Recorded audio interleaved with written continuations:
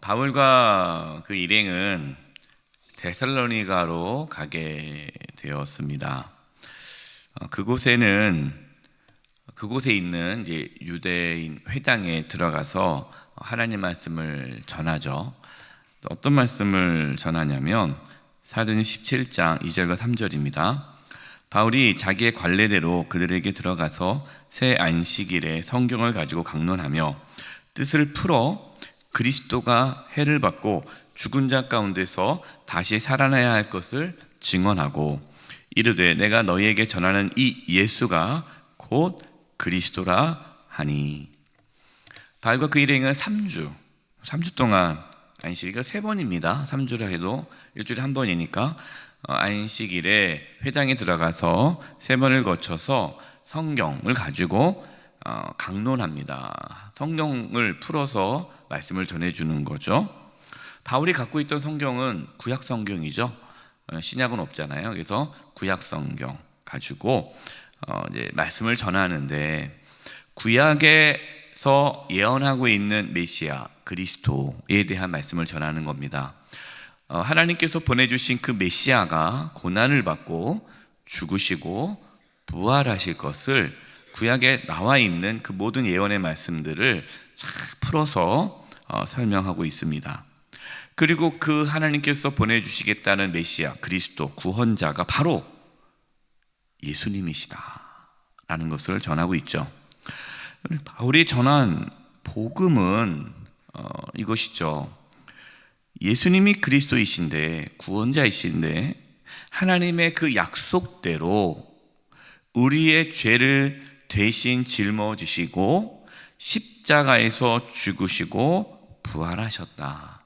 예수님이 죽으시고 부활하심으로 우리가 죄사함을 받고 구원을 받게 되었다. 누구든지 이 예수님을 믿으면 구원을 받는다. 여러분, 이것이 복음이죠. 이 복음을 전했을 때에 사람들의 반응이 2가지였습니다. 4절과 5절입니다. 그 중에 어떤 사람 곧 경건한 헬라인의 큰 무리와 적지 않은 귀 부인도 권함을 받고 바울과 실라를 따르나. 그 중에 경건한 헬라인이라는 것은, 헬라인은 이방인입니다. 유대인이 아니에요. 하지만 유대교로 바꾼 거죠. 개종해서 회당에 나온 사람들입니다. 그러니까 이 경건한 헬라인은 이방인이지만 유대인이 된 거죠. 유대교를 받아들인 사람들입니다. 그 이방인 중에 유대교로 개종한 사람들 중에 많은 사람들이 또한 적지 않은 귀부인, 그 당시에 있는 상류층에 있는 귀족들이죠. 그들이 이 복음을 듣고 따라하는 거예요. 아, 그렇구나. 율법을 우리가 지켜야 구원받는 게 아니구나. 여러분, 이방인들 생각에는 늘 그런 생각이 있지 않겠습니까? 내가 이방인인데, 내가 유대인이 아닌데 유대인이 되어야 구원받는 거 아닌가. 늘 불안함이 있지 않겠어요? 예, 유대교로 전향했지만, 바꿨지만, 개종했지만 출신이 유대인이 아닌 것에 대한 늘 불안함이 있을 거란 말이에요. 하나님은 택한 민족, 이거 엄청나게 얘기를 들었지 않겠어요? 그러니까 나도 유대인으로 태어났으면 얼마나 좋았을까. 그러면 내가 구원을 받았을 텐데, 이방인으로 이렇게 태어나가지고 내가 율법을 얼마나 더 지켜야 구원을 받을 수 있을까. 생각해 보세요. 아마 유대인보다 이 이방인 헬라인들이 유대교를 개종하더라도 그 마음의 불안함은 유대인보다 더 컸을 거예요. 유대인들은 당연히 내가 구원받아야지, 내가 유대인인데, 그 생각이겠지만 이방인들은 구원에 대한 불안감이 있었겠죠. 그런데 그것으로, 율법으로 우리가 행함으로 구원받는 것이 아니라 이미 예수님께서 우리의 모든 죄를 다 짊어지셨다고 하니 그 사실이 얼마나 감격스럽겠습니까? 그래서 만약 사도행전 말씀을 보면요, 유대인들, 그러니까 유대교로 개종한, 유대교를 믿는 사람들 중에 이방인들은 훨씬 더 쉽게 복음을 받아들이고 유대인들은 받아들이기가 어려운 거죠. 그렇게 많은 사람들이, 회당에 있는 많은 이방인 유대교인들이 바울과 실라를 따르자 누가 시기할까요? 그 회당에 있던 오리지널 유대인, 그들이 시기하겠죠. 그래서 5절 말씀 보세요. 그러나 유대인들은 시기하여 저자의 어떤 불량한 사람들을 데리고 때를 지어 성을 소돈하게 하여 야손의 집에 침입하여 그들을 백성에게 끌어내려고 찾았으나. 유대인들은 시기에 따라하는 겁니다. 시기.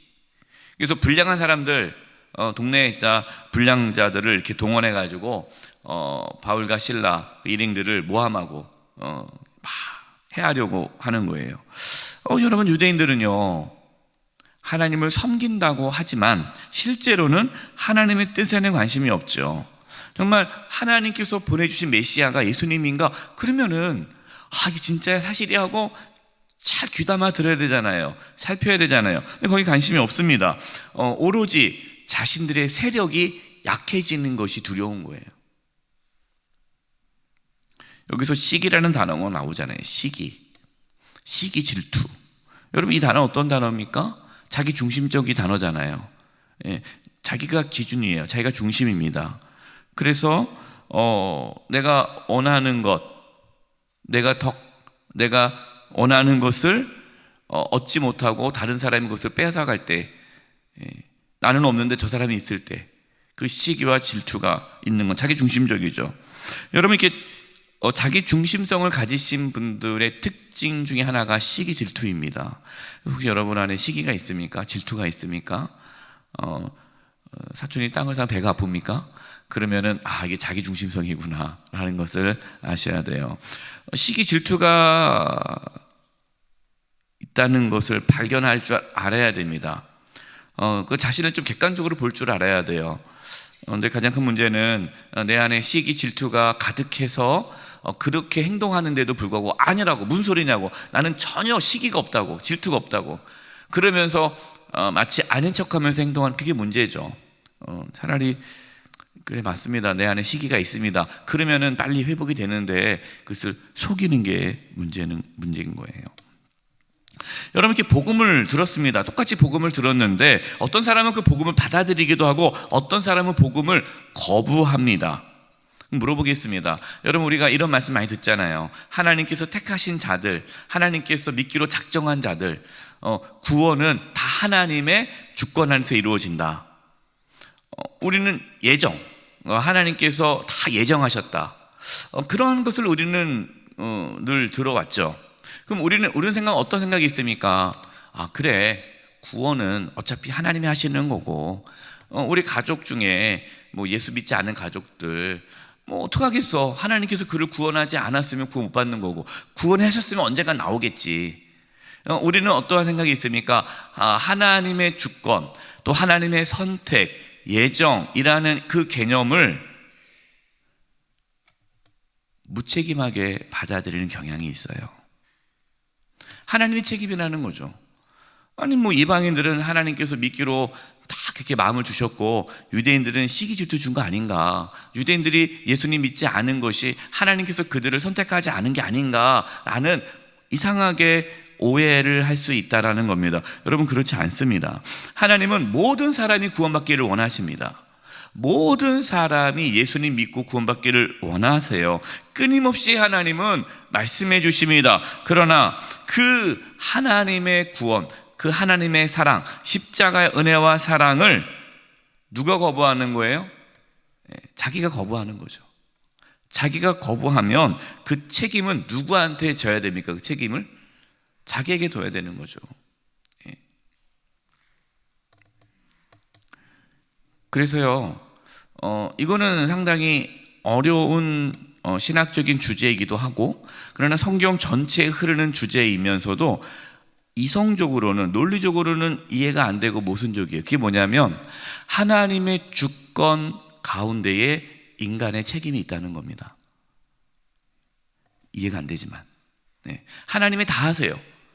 그렇다고 내가 예수님을 믿는다고 해서 내가 믿는 게 아니죠. 하나님께서 믿을 수 있는 은혜를 주셔서 믿는 거예요. 어떻게, 그거는 하나님의 주권입니다. 그러나 그 속에는 또 인간의 책임이 있다라는 것을 우리는 늘 기억해야 됩니다. 그래서 이제 말씀을 거부하는 유대인들에게 책임이 있는 거죠. 사도행전 17장 6절과 7절입니다.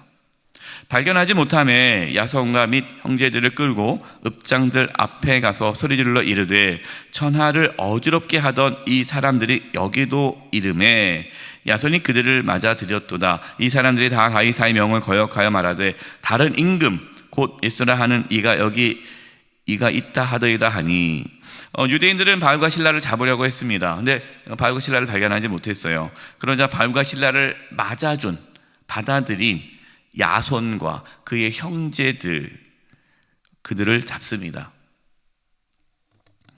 여러분, 야손과 그 형제들은요 바울과 실라가 전한 그 복음을 받아들였습니다. 그래서 그들을 자기네 집에 초대해서 자기네 집에 있게 했죠. 유대인들은 이 바울과 실라를 받아준 그 야손과 그의 형제들을 그들과 한패다, 바울과 한패다 하면서 끌고 이들을 위협하고 감옥에 집어넣죠. 예수님을 믿었는데 이들에게 고단이 찾아왔습니다. 결국 이제 보석금을 내고 나오게 되죠. 야손과 그 형제들은요 예수님 믿고 고난을 당했죠. 경제적 손실을 입었습니다. 여러분, 우리가 예수님을 믿는다는 것, 그리고 그 믿음의 길을 걸어간다는 것은 때로는 이렇게 고난과 경제적 손실을 입을 수가 있다라는 것을 우리는 알 수 있어요. 바울과 실라는 유대인들의 박해와 소동으로 인해서 이제 밤에 베레아로 가게 됩니다. 여러분, 이 말씀을 묵상하면요, 복음이라는 것이 대단하다는 걸 알 수가 있어요. 그 복음이라는 것이 그 데살로니가 그 도시, 데살로니가 엄청나 큰 도시입니다. 그 엄청나 큰 도시에 복음이 들어가니까 그 도시가 뒤집어지는 거예요. 그래서 이런 말을 합니다. 복음은 혁명이다, 혁명. 혁명이 뭡니까? 뒤집는 거잖아요. 그러니까 복음이 들어오면 자기에게 혁명이 일어나는 거예요. 혁명. 정권이 바뀌는 거예요. 내가 주인이었는데 예수님이 주인이 되는 거죠. 이게 혁명이잖아요. 복음이 들어가니까 기존에 있던 모든 삶의 방식, 사고 방식, 이게 완전히 그냥 엎어지는 거예요. 여러분, 이 복음의 혁명이 저와 여러분 안에 일어나기를 바랍니다. 이 복음의 혁명이 이 대한민국 가운데 일어나기를 바랍니다. 바울과 일행은 베레아로 가서 회당에 들어가 복음을 전합니다. 사도행전 17장 11절, 12절이에요. 베레아에 있는 사람들은 데살로니가에 있는 사람들보다 더 너그러워서 간절한 마음으로 말씀을 받고 이것이 그러한가 하여 날마다 성경을 상고함으로 그 중에 믿는 사람이 많고 또 헬라의 귀부인과 남자가 적지 아니하나. 베레아에 있는 사람들은 그 전에 있던 데살로니가 사람들보다 하나님 말씀을 더 너그럽게 받았다라는 게 뭡니까? 마음을 열고 받았다라는 거예요. 의심하면서 저거 뭐 우리한테 지금 속이는 거 아니야? 막 이렇게 의심의 눈초리로 말씀을 듣는 것이 아니라 그럼 들어볼까? 뭐 놀라운 것 같은데, 새로운 것 같은데, 이렇게 수용성, 마음이 열려 있는 사람이라는 거예요. 여러 사람들마다 이렇게 꽁한 사람이 있잖아요. 이렇게 마음이 좁은 사람이 있지 않습니까? 꽁한 사람이 있고 넓은 사람이 있지 않습니까? 여러분, 넓은 사람이 되기를 바랍니다.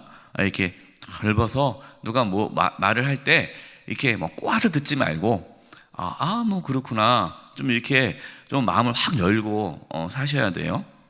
그런데 여기서요, 이분들이 너그러워서 마음이 넓을 뿐만 아니라 간절한 마음으로 말씀을 받았다라는 거예요. 마음을 열고, 그리고 간절한 마음으로 말씀을 받았다는 거죠. 여러분, 우리가 하나님 말씀을 들을 때 똑같이 말씀을 들어도요, 간절한 마음으로 듣는 분이 있고 그냥 뭐 들리면 듣고 안 들리면 안 듣고 이런 분들이 있겠죠. 간절한 마음으로 들으셔야 돼요. 그런데 더 나아가 이것이 그러한 거야. 날마다 성경을 상고하고 말씀을 듣잖아요. 그러면 이 베레아 사람들은 그래? 이 말씀이 이런 뜻이었나? 그렇구나. 그럼 이건 뭐지? 그럼 이게 어떻게 되지? 그럼 나는 그럼 어떻게 살아야 될까? 그 말씀을 가지고 고민하는 거예요. 생각하는 거예요. 연구하는 거예요. 여러분, 그렇게 말씀을 가까이 하셔야 됩니다. 우리 교회에서 이제 오이코스를 합니다. 오이코스를 하면 너무 좋다라고 말씀을 하세요. 그럼 뭐가 좋냐? 우리가 주일 말씀을 가지고 나누는 겁니다. 그럼 그 말씀을 가지고 계속 고민하는 거예요. 이 말씀이 그렇다면 이게 무슨 뜻일까? 그럼 나는 어떻게 살아야 될 것인가? 또 이 말씀을 들었는데 그렇다면 내가 전에 알던 이 말씀과 또 어떤 의미 연결되는가? 계속해서 그 들은 말씀, 주일 들은 말씀을 생각하고 연구하고 고민하고 또 이 말씀을 내가 어떻게 지킬 것인가, 내 삶이 어떻게 나타날 것인가, 이거를 계속 고민하고 모이는 거예요. 오이코스에서 모여서 서로 나누는 겁니다. 나누다 보면은 다른 분이 얘기할 때 이 말씀에 또 이러한 의미가 있겠구나, 이분은 또 이렇게 생각하는구나, 이렇게 하면서 그 말씀을 좀 더 입체적으로 더 확장되면서 말씀을 더 받아들이게 되죠. 여러분, 그렇게 말씀을 계속해서 나누다 보면요, 신앙이 정말 깊어지는 거예요. 그게 필요하다는 거죠. 그래서 여러분, 오이코스를 하든 어떤 거든 이렇게 말씀을 같이 나누고 연구하고 고민하고 그러한 몸부림이 필요합니다.